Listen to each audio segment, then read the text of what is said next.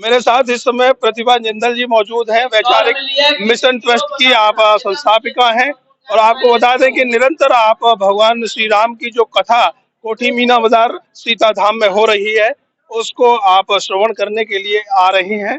आपको बता दें कि परम पूज्य विजय कौशल जी महाराज के मुखारबिंद से उनके जो द्वारा अमृतमय कथा के रूप में जो वर्षा हो रही है उसी को श्रवण करने के लिए या तमाम लोग आ रहे हैं। उनमें से हमारी प्रतिभा जिंदल जी भी है। क्या कुछ कहना चाहेंगी, कितना भाव यहाँ पर महाराज श्री जो एक अमृतमयी वर्षा कर रहे हैं कथा के रूप में, कैसा महसूस कर रहे हैं? आज मंगलमय परिवार की ओर से जो आगरा के सीता धाम में, जो कि मीना बाजार की कोठी पहले कहा जाता था, उसमें पूजनीय परम पूजनीय विजय कौशल जी महाराज की श्री राम कथा हो रही है। आज द्वितीय दिवस है, जहाँ तक कि राम जी का एक जो चरित्र है वो हमारे जीवन को सुधारने के लिए ही उनका जन्म हुआ था और उनका चरित्र भी इसीलिए काम आता है। तो आज जैसा कि कथा में महाराज जी ने हमें बताया कि कथा, राम कथा एक हमारे जीवन में साबुन का कार्य करती है।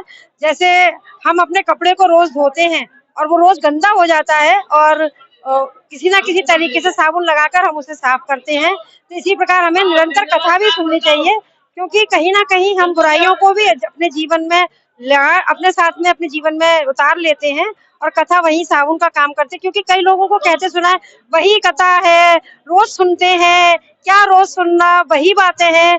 तो मैं आपके चैनल के माध्यम से हमारे शहरी जनों को, भक्तों को बता देना चाहती हूँ कि कथा एक साबुन की तरह हमें प्रयोग में लानी चाहिए।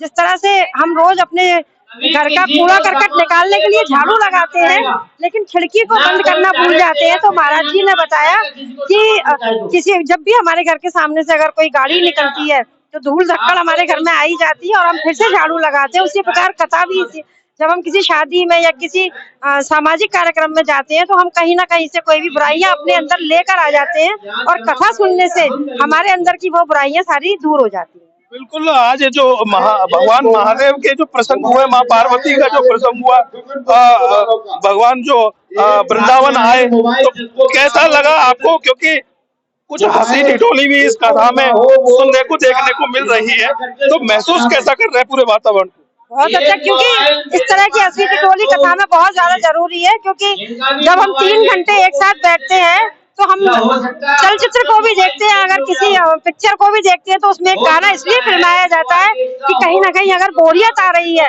तो हमें अगर नींद आ रही है तो वो नींद हमारी खुल जाए। तो जो हंसी ठिठोली के भाव में अगर हमारे महाराज जी किसी भी कथा को, किसी भी प्रसंग को अगर हमारे कथा के बीच में सुनाते हैं, उसका एक छोटा सा भाव यही होता है कि कहीं ना कहीं हमारे अगर बोरियत या उबासी या नींद अगर हमारे ऊपर हावी हो रही है, क्योंकि कलयुग में अगर कथा में नींद नहीं आई तो समझ लीजिए कि वो कथा हमारी पूर्ण नहीं है। क्योंकि नींद को एक वरदान मिला हुआ है कि वह कथा जो भी ध्यान से कथा को सुन रहा है वो उसके ऊपर जरूर हावी होगी। इसलिए नींद का आना जरूरी है और हंसी ठिठोली होना भी जरूरी है।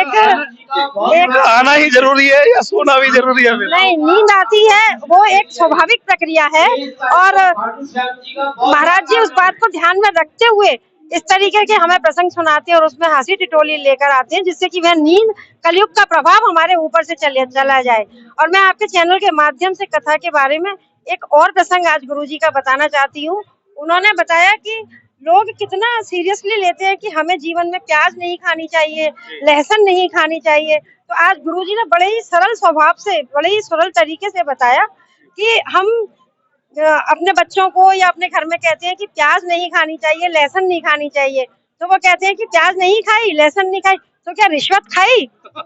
तो कहने का तात्पर्य ये है कि प्याज और लहसुन खाने से हमारे जीवन में इतना असर या इतनी बुराइयां या पाप नहीं आते हैं, जितना हम अपने डेली की दिनचर्या में जो हम रिश्वत खाना या बुरे कर्म करना, उससे हमारा जीवन जितना ज्यादा पापमयी बनता है, प्याज और लहसुन से हमारा जीवन इतना पापमयी नहीं बनता है। बिल्कुल सही कहा। बहुत अच्छे विचार आपने प्रस्तुत किए हैं और ये प्रस्तुत वही कर सकता है जो मन से सुन रहा होगा। और प्रतिभा जिंदल जी वाकई बहुत, कल भी एक प्रसंग, जैसे उन्होंने एक कॉपी, बिल्कुल महाराज श्री ने जो कहा उन्होंने जो है उसी तरीके से रिपीट किया, और ग्रहण करने वाला ही इस तरीके से पूरा रिपीट कर सकता है।